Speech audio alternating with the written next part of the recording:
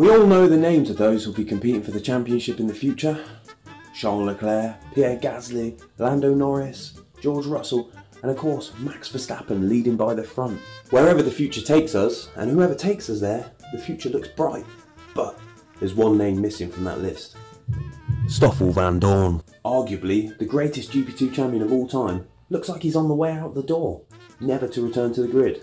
But I'm not sure we've seen the last of Stoffel Vandoorne, and I think he'll be back, fighting at the front with those he belongs with.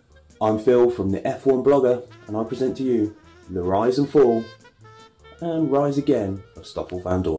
Let me take you back to the 2015 British Grand Prix. It's the hottest day of the year and my feet are literally sticking to the tarmac. I'm in the infield section amongst hundreds and thousands of ravenous fans. British Grand Prix qualifying is only a couple of hours away and Lewis Hamilton looks like he's about to take pole on home turf. Me and my friends have found a new eye-level vantage point when all of a sudden 20 cars come rushing past us. The wind caused by them almost knocks the McLaren hat off my head. As everyone else heads for the grandstand to take their seats for qualifying, me and my friends are suddenly wondering, what's this that we're watching? And it was the GP2 feature race, the 2015 British Grand Prix. At our new vantage point, these cars seemed almost close enough to touch. Unlike the new F1 engines, these cars still roared, and the burning smell of gasoline excited my nose. Each gear shift felt like thunder in the air. This was an amazing racing, not the artificial stuff F1 was producing at the time. And at the forefront of it all was a young Belgian called Stoffel Vandoorne. I'd followed Stoffel Vandoorne for some time. Being a massive McLaren fan, I knew he was on the McLaren Academy. But I didn't quite realise how good he was until this weekend. If Vandoorne was the future, then the future looked bright. And as a big McLaren fan, that's a bonus. And to add to my excitement, his GP2 car, it looked like a McLaren. Something that wasn't happening in the F1 world. A McLaren looking car was doing well. It wasn't hard to see the skill Vandoorne possessed. He was hitting apexes and racing lines that none of his counterparts were doing.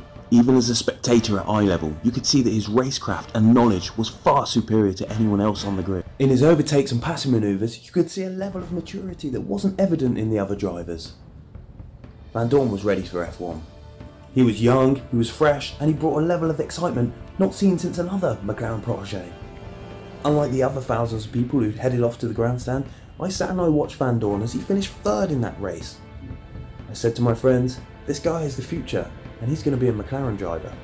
With 341.5 points, Vandoorne went on to win the GP2 championship that year, with 7 race wins. Not only that, but his points margin was 160 points, and that makes him the greatest GP2 champion of all time.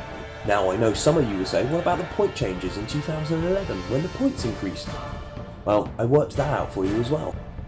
On the old point scoring system, Vandoorne would have scored 133 points, and that still puts him ahead of Lewis Hamilton and Nico Rosberg on overall points scored, and both of them went on to win the F1 World Championship. Whether you noticed it at the time or not, this was the rise of Stoffel Vandoorne.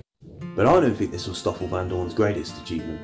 In 2016, Stoffel Vandoorne replaced Fernando Alonso at the Bahrain Grand Prix. Amazingly, the first time Vandoorne had ever driven an F1 car in anger, he not only out-qualified, but beat his much more experienced teammate Jenson Button, finishing 10th and getting a point in his F1 debut.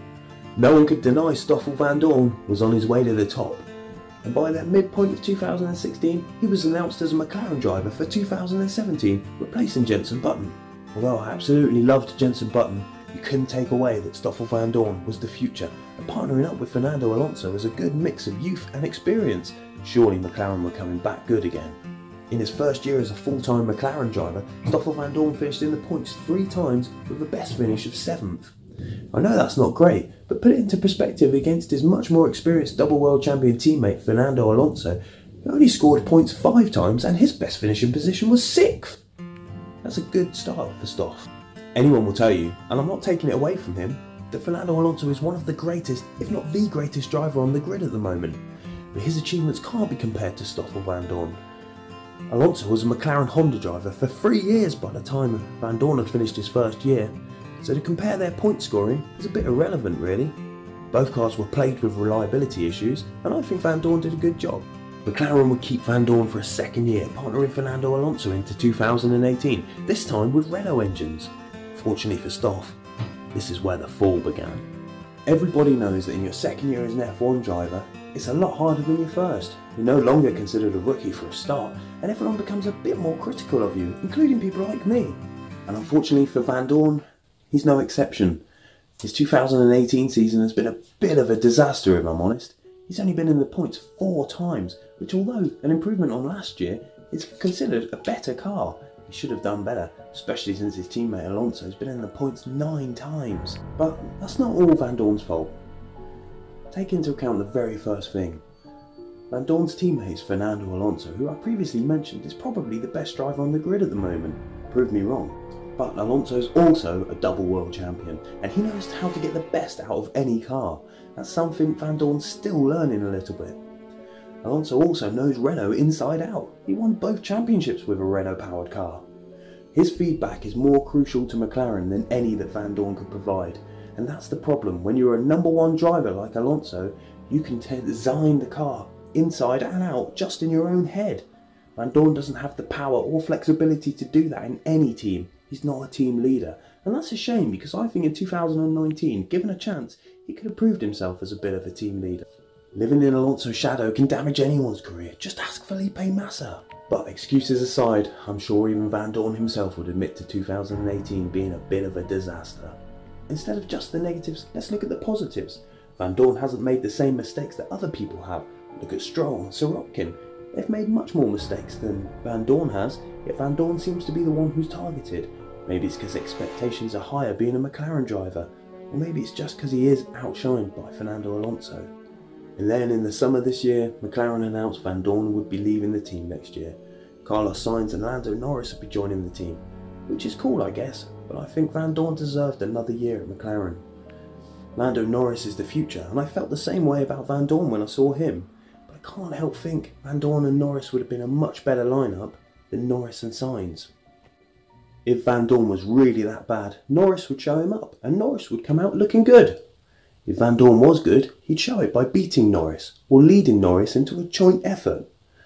All these things McLaren must have considered themselves, and I'm no expert. But if Sainz and Norris is the way forward, then unfortunately there's nowhere left for Stoff to go.